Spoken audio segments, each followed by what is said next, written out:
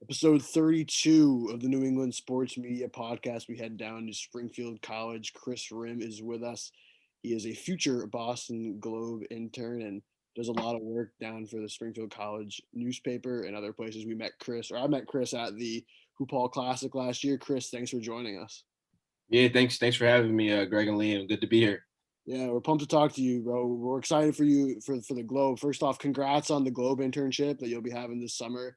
Um, Obviously, Liam and I both worked at the Globe during the school years, so we had a great experience there, and can't say enough good things about everyone that works there. But just tell us, what was the internship application process for you like going into this, your senior year, graduating, and what are your impressions about being able to intern at, I would argue, one of the best sports sections really in the world, probably. Yeah, I mean, I would say that for me, like Springfield, they don't really talk about having an internship after you graduate. I never really thought about it until I did SJI, but I feel like Springfield, they always talk about like, oh, just like getting a job. So my whole time, I never really thought like that I should get an internship after. Like, I didn't even think that was a question, like internship or even like a fellowship.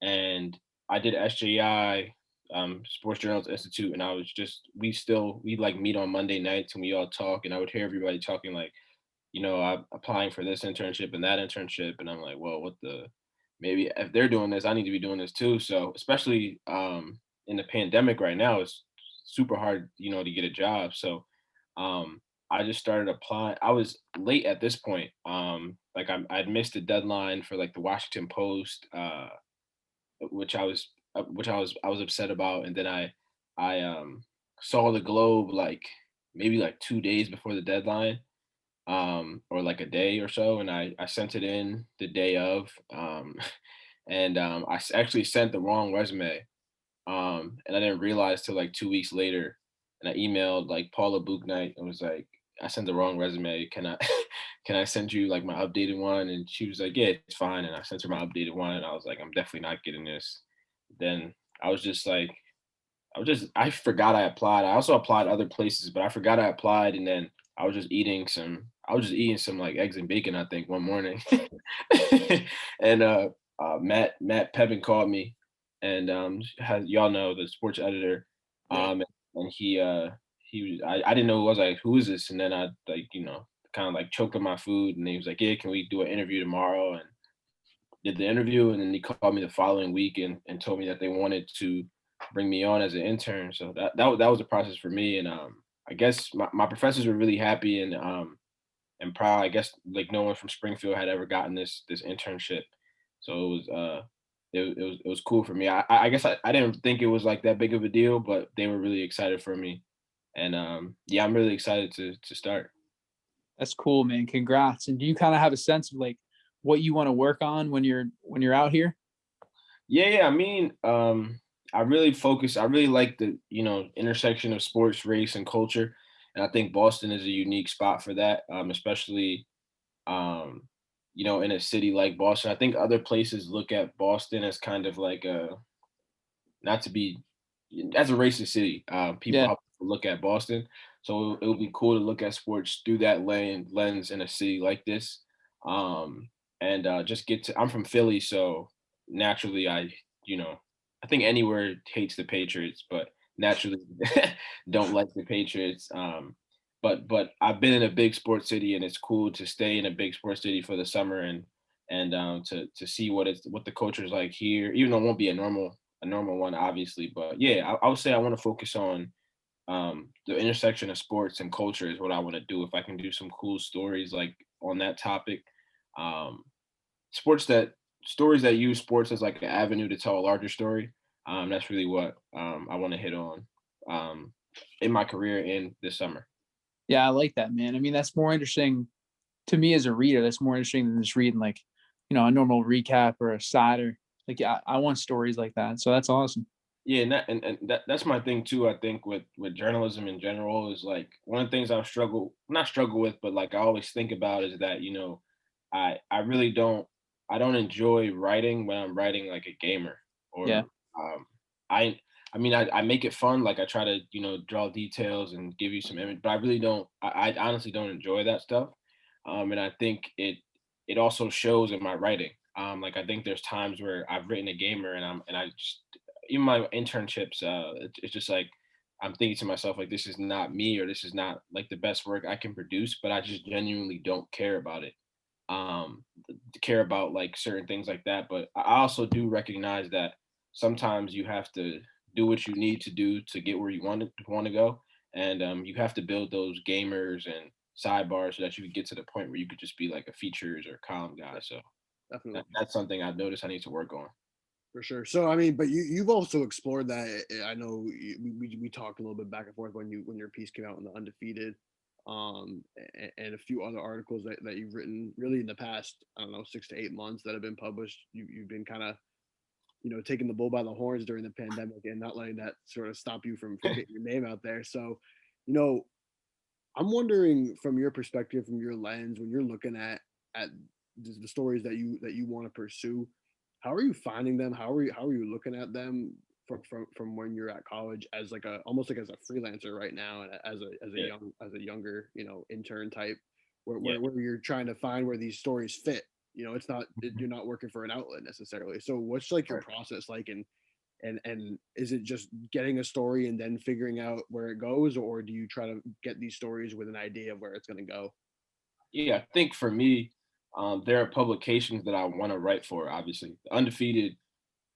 My passion is the Undefeated, what the Undefeated does. So my entire life, I've want not my entire life, but since I've known about the Undefeated, that's I wanted to write for them. Obviously, everybody wants to write for like New York Times or Washington Post or Boston Globe, places like this. People want to write for those places, and I know that. So for me, how do I find story ideas is just thinking about my life. Um, if there's something in my life that I have a question about or that I'm frustrated about, um, that's just like a that's like a story. You know what I'm saying? That that's a story. Like if for example the Shakespeare, I oftentimes write about things that might not even be sports, like for the Undefeated, like that Shakespeare thing. It was like I told you, Greg. It was just because of a class, and I'm in class, and I'm wondering, why am I watching this play? People using blackface and people calling comparing black people to animals and stuff like that. And I'm wondering, if I feel this way, I'm sure a bunch of other people feel this way.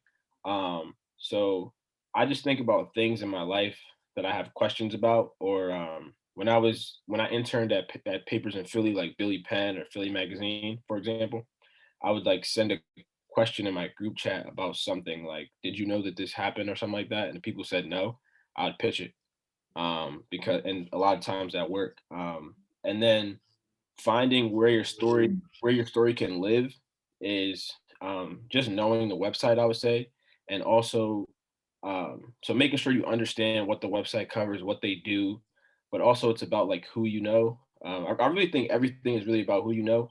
I think you could be the greatest at like certain things, but if you don't know someone, it can hurt you. Like that Men's Health magazine I wrote a story for, and it was just because an alum who writes for another fitness magazine reached out to me saying that there's a guy who needs a writer, and I just thought of you, and I wanted to put you in touch. So that's what I would say. Just knowing the website and what they cover and what kind of stories they write, or the outlet, the paper, knowing what kind of stories they write, and then not being discouraged when someone tells you no, because you might have a great idea and you like the maybe the New York Times doesn't like it, but somewhere else really will love it. And you could write a story that could get turned down at 6 places, but the seventh place accepts it. And then that story, it changes a bunch of people's perspective on a thing, or a bunch of people it really moves a bunch of people. So I think that's one thing I've gotten comfortable with over college. It's just like I think I'm really comfortable with hearing no and hearing rejections, and it doesn't really like phase me or make me like stop. Like the Undefeated, I think I've pitched to them a bunch of times, and they told me no. So That's cool, man. I feel like, a lot of people get into sports journalism, sports writing for a variety of reasons where like they just want to be around the game, go to the games or whatever. But you kind of sound like an actual writer. Like, do you enjoy like writing for school? Do you enjoy like creative writing classes? Because I'm always curious about that. Like some kids who we went to school with like enjoy the actual writing process, and other kids, they just like sports. So like, where do you see yourself kind of fall? So the weird, I will say I like writing, of course, but the weirdest thing is like, I, in English three, my junior year of high school, I did horribly, and I was the sports editor of the newspaper at the time as well. I did horribly in like English three. So I will say that my niche is purposeful work. I don't obviously I like sports, I like stuff like that, but I don't really uh if I could write a story about LeBron James breaking a record, like I don't know, like an assist record or something like Mhm, that, or I could write a story about a high school kid in Philly, who, a black kid in Philly who, the pandemic has affected his college opportunities, or he's affected by gun violence in his community. I would want the latter. I would mhm, want the story about the high school kid, because I feel like that could change a community more than that LeBron story. So I think I don't know if it's like just like I enjoy like writing in general, but I enjoy doing purposeful work and using writing to do that purposeful work, or whatever form of multimedia journalism there is, you know what I mean? So as long as the work is purposeful, then I think my work is also better when it's purposeful and people can tell when you care about something. But I think it might be that way for everybody too, but Yeah, no, I specifically think, I mean, so in these podcasts, sometimes I do, talk about myself a little bit, and I no, think, you're good. Yeah, yeah, yeah. but I think the reason I want to jump off that is because for me in my own job, like right now, I'm covering news in Central Maine, and and some people might kind of scoff at that and be like, okay, like who cares? It's a small communities, this and that. But I feel the same way as you. Like I like when I can do meaningful work, and Yeah, I think for me and probably for you or for a lot of people, doesn't really necessarily matter what you're covering as long as it's meaningful or who you're covering. It's not about someone's famous and you're going to get a lot of retweets from them or exactly. whatever. Exactly. It's about the work you're doing. So I definitely appreciate that sentiment. So I want to so something I never knew about you is that you are a college athlete. Yeah. You run track at Springfield. So you're not just a student, you're balancing your time with that. You're also obviously, a young black man up here in the Northeast who's a college athlete. You have a really, needed perspective that comes to writing and journalism and the world. I'm wondering, since March of last year, there's been obviously, at time and time again, everyone talks about sort of a social awakening or whatever or however you want to characterize, what happened starting with George Floyd and maybe well, way before George Floyd, but I think George Floyd kind of set it off. Yeah. What has it been like for you as a writer, as a reporter, just as a man, a young man, like the last year, and as it relates to how you either portray yourself, how you view other people, view work, how you view your job, just what kind of comes to mind about how things have either changed or not changed at all, your perspective on anything, honestly.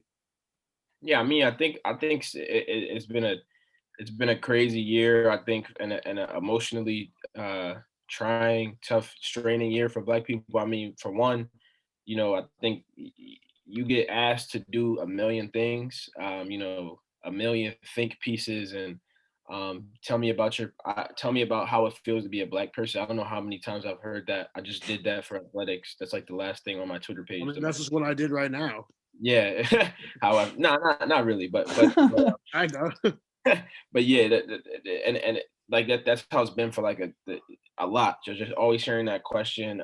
But I would say it's just tough. I remember me and my mom watched the CNN when like Omar Jimenez got arrested like on air, and she was just like crying, telling me like reminding me like the conversations that she had with me about like not trying to provoke the police, and like making sure that what if I ever am around the police that I need to be extremely more patient and just be as perfect as possible. Just re-stressing those conversations that we've had growing up. And I think that the protests that ensued, those protests at times even had more white people than black people. And while I think all of that stuff is, and I think that was a great sign to see.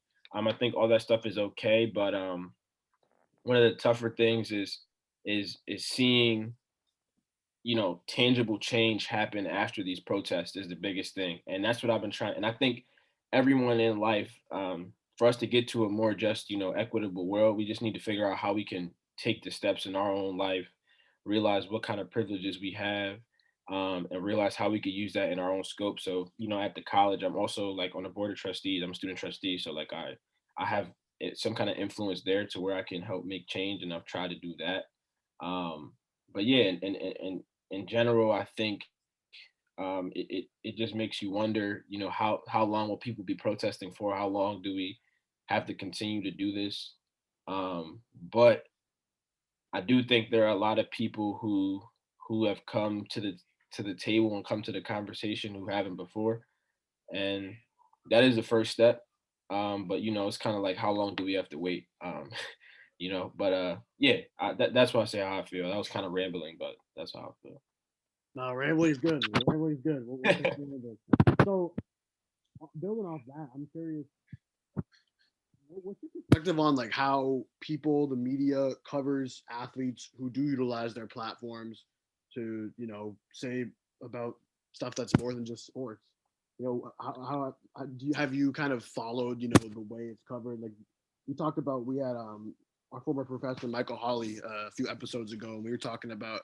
I don't know if you saw when D'Angelo Russell kind of like flipped a question back at the media. They asked him about some of the question to what we asked you, and he kind of like flipped it back at them. And there's been Yeah. a lot of interesting stuff, and I'm just curious, have you kind of followed different ways it's been covered, and do you have any thoughts on that? Yeah, I mean, I guess I think we put too much on athletes to be stuff that they didn't necessarily sign up to be. Yes, I would love for every we specifically black athletes, we put too much pressure on black athletes to be things that they didn't sign up to be. And we never asked those questions to white athletes. I would love for a reporter to ask Tom Brady what he's going to do to support, um, you know, uh, the advancement of people of color and BIPOC people in America. That question always gets asked to Serena Williams, to LeBron, and then when they don't say something, the question is, why aren't you saying anything?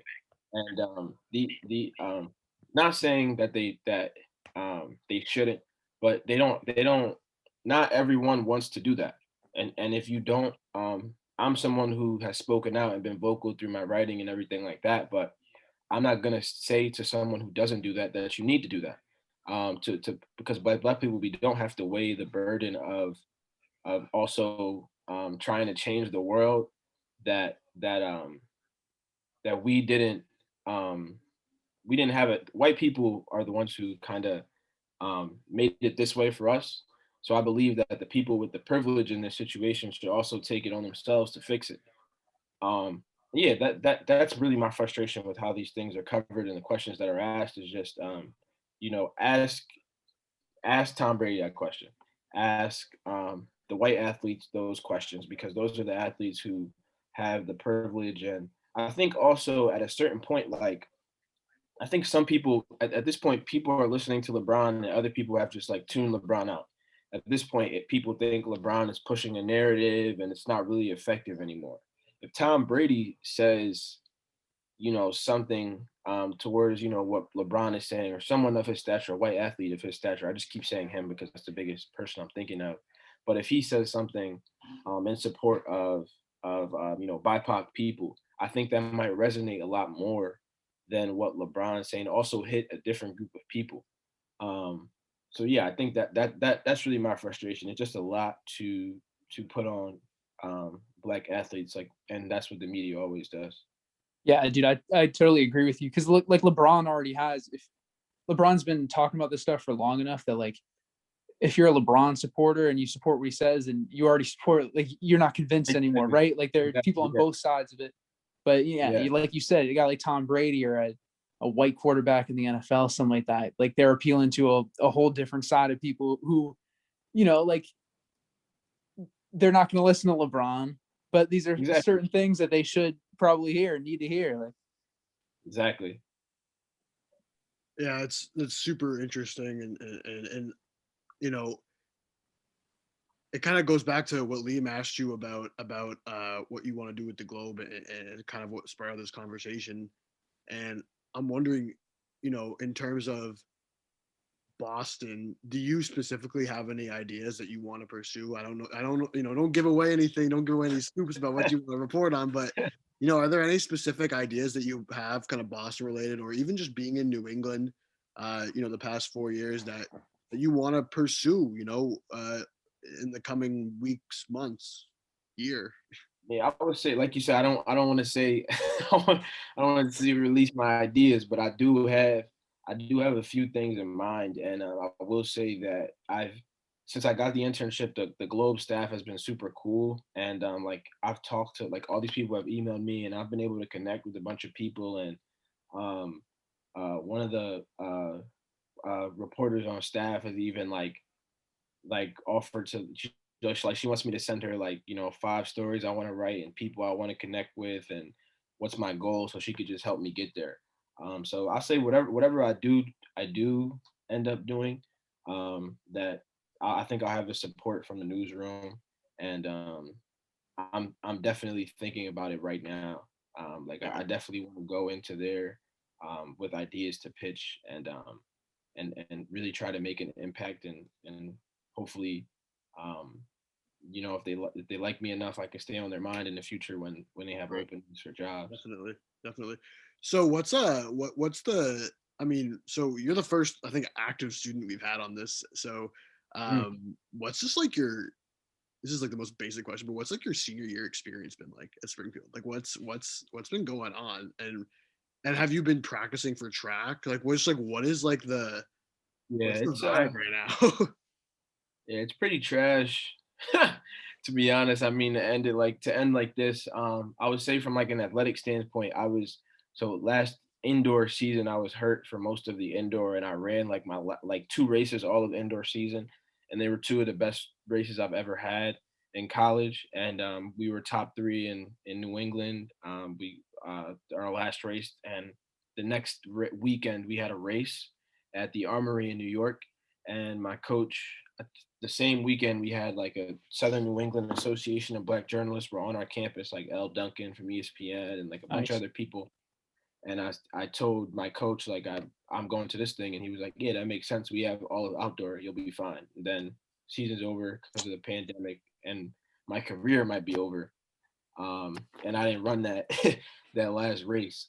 So from that standpoint, it has sucked. And for track, we've been practicing. We have to practice with masks on. So like, imagine running like repeat 300s with the mask on. It's kind of crazy. And actually, we were on pause for the past 3 weeks because we had like a couple positives on the team. Um, and Yeah, from a school look at it, Zoom is Zoom. I think I've gotten much more used to it since last year, but Yeah. you do feel disconnected from the classroom, and it just being around people. I thankfully I live in a like an apartment style dorm, so I have 4 people I see, and I have a girlfriend, so I see her. But just seeing people interacting, dapping people up, shaking hands, hmm stopping and talking. You don't even want to do any of that stuff anymore. Um, Yeah. and then yeah, just hanging out with other people, like having fun on the weekend and stuff like that. Um, I just feel like I'm missing out on a lot, and it is tough. Man, it's crazy. Like I always think about almost a year ago now. Like is when I saw you in Hoop Hall, and like Yeah, yeah, LeBron's yeah, in there, and there's like that was it Blake Arena, that's what it's called, right? Blake Arena. yeah, yeah, It's like I don't know, it could fit like 2,500 people, but there's like 5,000 people in there. It's packed to the gills, and like you're meeting all yeah. these people, and it's just like the ESPN's there, Rivals, 24/7 is there, LeBron James is, freaking LeBron James is there, and it's just like Yeah. we can't do any of that anymore. It's crazy. Yeah, it's crazy, man. It's crazy to imagine how packed Blake was last year too. And I'm then sure LeBron would have been back. Like they would have brought Sierra. right, Bronny's right, only yeah, a yeah, junior or sophomore or whatever. So yeah, no, it's crazy, man. Dude, and even like you said, man, just like walking around, like that's the best part. Like at BU walking yeah, on Common Ave, like dapping people up and stuff like that. yeah, Like It's part. yeah, It's crazy. crazy. Like saying hi to people. Yeah. yeah, It's so friendly. yeah. Literally, like just running into people, like Yeah. The only yeah. time in your life where like everyone on the street says hi to you. Yeah. Yeah, man. It's like Wow. now it's like shit. Like I don't even, if there was no pandemic, people in Central Maine wouldn't be saying hi to nobody anyway. So it doesn't make it. Yeah. It's crazy. Well, man, Kris, it was great. It was great talking to you. Great having you. No doubt, man. And you are. I've been telling you this. Like you're a rising star. We're gonna see. You're gonna far For surpass sure. anything we're doing anytime soon. So we're Yeah, pumped to thank see you, what man. you do with the Globe. And Appreciate. all No, I that. appreciate it, man. Y'all gonna be.